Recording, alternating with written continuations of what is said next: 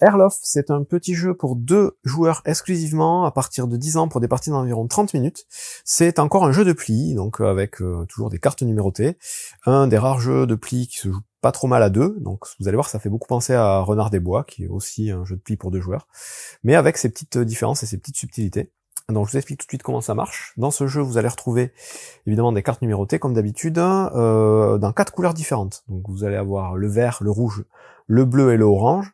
Et dans chacune de ces couleurs, les cartes vont être numérotées de 1 à 9. En plus de ces cartes numérotées, il y aura 2 cartes spéciales. La carte avec une sorte de N ici, et la carte avec 3 triangles, des espèces de symboles un peu nordiques. Donc ça se passe au niveau du thème, on est dans les pays nordiques, je sais pas beaucoup plus, mais c'est pas très important. Donc ces cartes spéciales, les triangles et le N, il y en a 3 de chaque dans le jeu. Et c'est à peu près tout ce qu'il y a dans le jeu, et vous allez avoir un petit bloc-notes dans lequel vous allez pouvoir noter vos points et faire des paris. Et c'est la grosse différence avec le Renard des Bois. Dans ce jeu-là, on va, à chaque début de manche, devoir parier sur le nombre de plis qu'on va penser remporter. Un peu comme dans un Skull King, par exemple, ou dans un Rage. Donc chacun, en début de partie, chaque joueur va récupérer une petite feuille comme celle-ci, et va devoir donc, à la première manche, après avoir regardé sa main, va devoir noter le nombre de plis qu'il pense gagner. Évidemment, il garde ça secret pour lui, il garde la feuille face cachée. Chacun fait ça en même temps au début de la manche. Et ensuite, on va commencer à jouer. Donc avant ça, évidemment, on va distribuer les cartes, j'ai pas dit, mais une manche, c'est 15 cartes pour chaque joueur. Donc chaque joueur commence avec 15 cartes en main, et le reste des cartes est mis en tas sur le côté, et on va dévoiler, comme dans Renard des Bois, une carte qui va être l'atout, donc la carte qui va déterminer la couleur la plus forte du jeu. Donc là, ce sera le orange. Les cartes oranges sont plus fortes que les autres couleurs. Une fois qu'on a fait ça, on a éventuellement une petite cartette de jeu qu'on peut distribuer à chaque joueur, qui va résumer les petits pouvoirs des cartes spéciales et les pouvoirs des cartes impaires. Là encore, comme dans Renard des Bois, toutes les cartes impaires dans chaque couleur, donc les 1, les 3, les 7 et les 9, vont avoir un petit pouvoir qui sera le même dans chaque couleur, qui s'appliquera à chaque fois qu'on jouera une carte de cette valeur.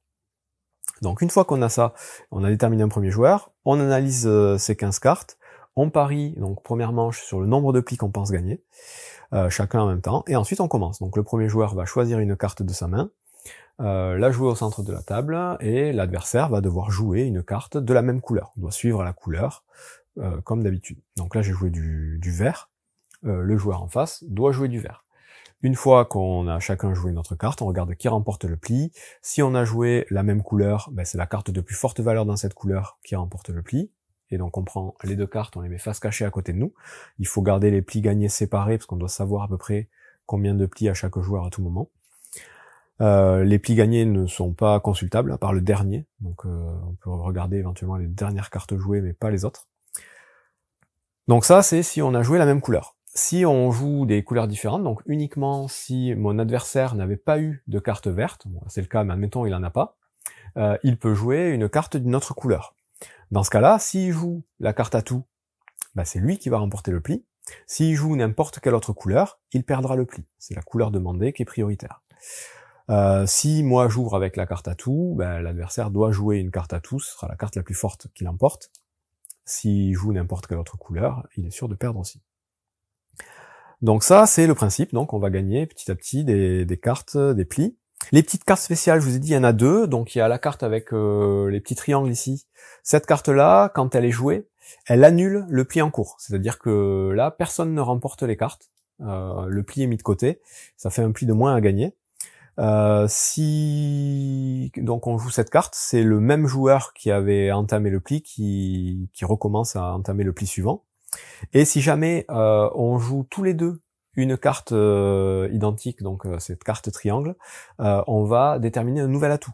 Donc admettons, j'ouvre avec cette carte-là.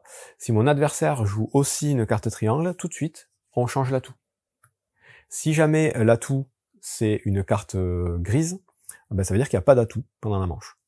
Ça c'est le cas même en début de partie, hein. Si on dévoile une carte spéciale, il n'y aura pas d'atout pendant la partie, sauf si évidemment on fait ce que je viens de dire, on joue 2 cartes triangles, et dans ce cas-là, il y a un nouvel atout qui sera dévoilé. Donc voilà pour ce type de carte-là. Le deuxième type, c'est les cartes avec l'espèce de N ici. cette carte-là, quand elle est jouée, elle est considérée comme étant la carte de plus faible valeur.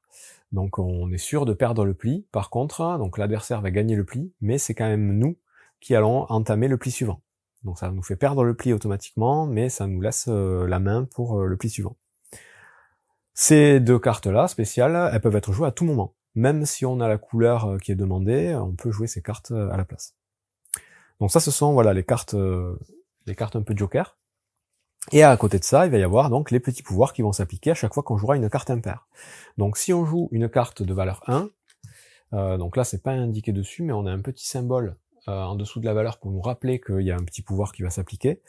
La carte de valeur 1, si on gagne avec, donc si on arrive à gagner avec un 1, c'est pas évident, mais ça peut arriver, tout de suite, on va pouvoir piquer un pli à l'adversaire. Donc on va pouvoir lui piquer 2 cartes qu'il a gagnées pour les mettre de notre côté. Ça nous fait un pli supplémentaire. Si on joue une carte de valeur 3, là pareil, il y a le petit symbole, la carte de valeur 3, elle permet de prendre la première carte de la pioche, la regarder et défausser une carte de notre main. Ça peut être celle qu'on vient de piocher ou n'importe quelle autre qu'on mettra sous la pioche. Donc c'est exactement le même pouvoir que dans le Renard des Bois.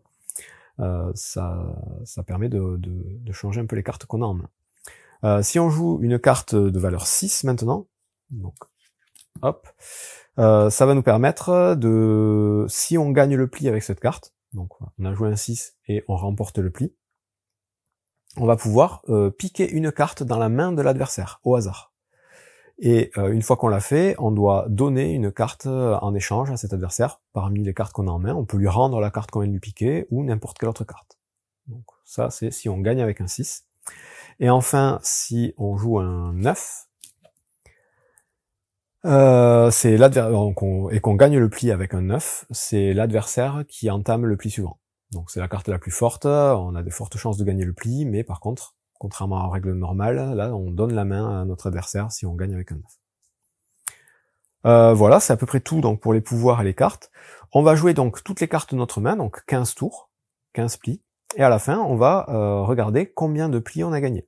Chaque pli gagné vaut un point, c'est indiqué sur la petite fiche ici. Et si on a réussi à gagner exactement le nombre de plis qu'on a estimé en début de manche, on gagne 10 points bonus. Et en plus de ça, si jamais on a seulement gagné 3 ou 4 plis pendant la manche, donc 3 ou 4 sur 15, on gagne 5 points bonus. Donc ça, peu importe qu'on ait atteint notre objectif ou pas, c'est 5 points bonus si on a 3 ou 4 plis. On fait le petit total donc pour la première manche, et dès qu'un joueur atteint ou dépasse 50 points, ça met fin à la partie. Donc on va pouvoir jouer plusieurs manches, au maximum 10 manches. Dès qu'un joueur atteint ou dépasse 50, c'est lui qui gagne. Si jamais il y a une égalité, donc on est deux à avoir dépassé les 50, mais on a une égalité de points, c'est celui qui aura fait le plus de paris réussis qui remporte la partie. Et sinon, c'est celui qui aura gagné le plus de plis au total qui remporte la partie, tout simplement. Donc voilà, pour Erlof, encore un bon petit jeu de plis pour 2 joueurs, donc c'est pas la configuration que je préfère pour les jeux de plis, mais ça fonctionne quand même pas trop mal, et c'est vraiment à mettre en parallèle avec le Renard des Bois, c'est un peu le même style de jeu, avec la petite dimension pari en plus. Honnêtement, je saurais pas vous dire lequel je préfère des deux, les deux ont un petit peu les mêmes sensations de jeu. Bon jeu.